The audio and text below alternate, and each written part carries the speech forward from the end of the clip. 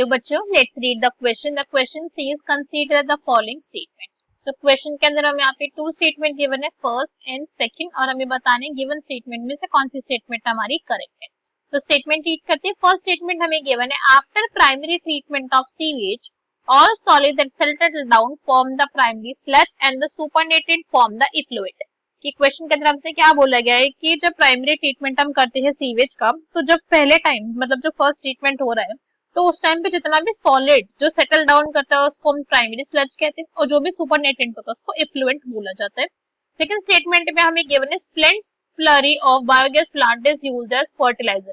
ये biogas plant के अंदर जितनी स्लरी बच जाती है उसको हम क्या कहते हैं, it is known as fertiliser. उसको फर्टिलाइजर के तरीके से यूज करा जाता है फील्ड्स के अंदर।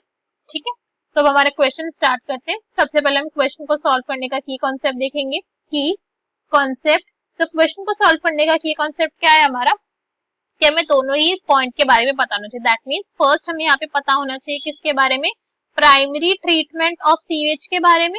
प्राइमरी ट्रीटमेंट की किस तरीके से प्राइमरी ट्रीटमेंट ऑफ सीवेज करा जाता है उसके बारे में हमको नॉलेज होनी चाहिए। और सेकंड हमें किसके बारे में पता होना चाहिए, नेक्स्ट हमें पता होना चाहिए यहाँ पे बायोगैस प्लांट के बारे में। ओके, बायोगैस के बारे में हमें नॉलेज होनी चाहिए।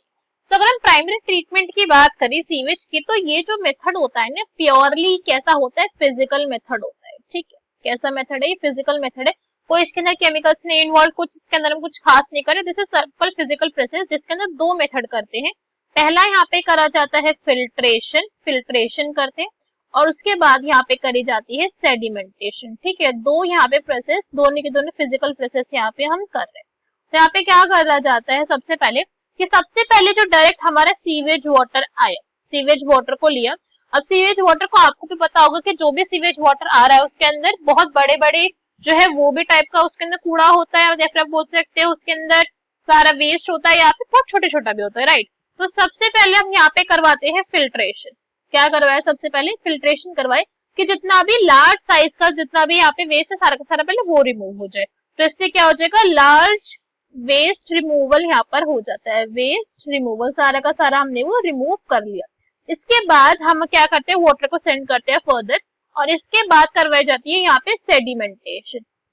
ठीक है, हमने यहाँ पे क्या करवाई, हमने सेडिमेंटेशन करवाई। अब सेडिमेंटेशन के अंदर जितना भी स्मॉल अमाउंट के जितने भी पार्टिकल्स होंगे वो भी सॉलिड ही यहाँ पे सेडिमेंटेशन के अंदर सेटलिंग डाउन सॉलिड पार्टिकल की होती है, क्योंकि बाकी तो जितना भी यहाँ पे वेस्ट है सारा डिसॉल्व्ड है वाटर के अंदर। ठीक है, तो यहाँ पे जितना भी सॉलिड होता है उसको सेटल डाउन करवाया जाता है, वो सेटल डाउन होगा। उसके बाद यहाँ पे वाटर के दो कंपोनेंट बन जाते हैं। एक बनता है यहाँ पे क्या, प्राइमरी स्लज। ठीक है, this is the primary sludge जो यहाँ पे फॉर्म होगा। और नेक्स्ट यहाँ पे बनता है इफ्लुएंट। ठीक है, दो टाइप के यहाँ पे जो है हमको कंपोनेंट्स मिले हैं वाटर के। तो यहाँ पे जो प्राइमरी स्लज है ये क्या है हमारे, यही जो सेडिमेंटेशन के टाइम पे, जैसे ये हमारा टैंक है, तो यहाँ पे जो हमने जब वाटर को सेटल डाउन होने रखा तो नीचे जितना भी अमाउंट हमारा वेस्ट का सेटल डाउन हो गया, इस अमाउंट ऑफ वेस्ट को हमने क्या कहा, इसको हमने कहा है प्राइमरी स्लज। और जितना भी ऊपर वाला वेस्ट था उसको हमने कहा है इफ्लुएंट। अब इस इफ्लुएंट को हम क्या करते हैं, सेकेंडरी ट्रीटमेंट के लिए सेंड कर देते हैं। ठीक है, इसका होगा सेकेंडरी ट्रीटमेंट। तो ये पॉइंट आपको यहाँ पे समझ आ गया। अब अगर हम बायोगैस की बात करें तो बायोगैस प्लांट के अंदर क्या होता है, बायोगैस जो हमारा सीवेज ट्रीटमेंट से कनेक्टेड, अगर उस वाले की बात करें तो बायोगैस के यहाँ पे क्या होता है, एक्टिवेटेड स्लज आएगा। क्या आएगा, एक्टिवेटेड सेकेंडरी स्लज आता है। ये कहां से आता है, ये सेकेंडरी ट्रीटमेंट वाले टैंक से आता है। अब ये जो एक्टिवेटेड स्लज है इसको हम क्या करते हैं, इसको हम सेंड करते हैं डाइजेस्टर के अंदर। डाइजेस्टर के अंदर क्या होगा, डाइजेस्टर के अंदर हमारे बैक्टीरिया प्रेजेंट होकर बैक्टीरिया ग्रो करेंगे। कौन से बैक्टीरिया ग्रो करेंगे, मिथेनोजेंस ग्रो करेंगे, मिथेनोजेंस। ठीक है, मिथेनोजेंस यहाँ पे ग्रो करेंगे। एनारोबिक कंडीशन के अंदर यहाँ पे पूरी की पूरी रिएक्शन चलेगी, एनारोबिक कंडीशन विदाउट एयर। और उसके बाद ये मिथेनोजेंस क्या करेंगे, ये रिलीज कर देते हैं gases which is known as CH4 methane, CO2 H2 को रिलीज करेंगे, सारे के सारे गैस को रिलीज करेंगे जिसे हम बायोगैस कहते हैं।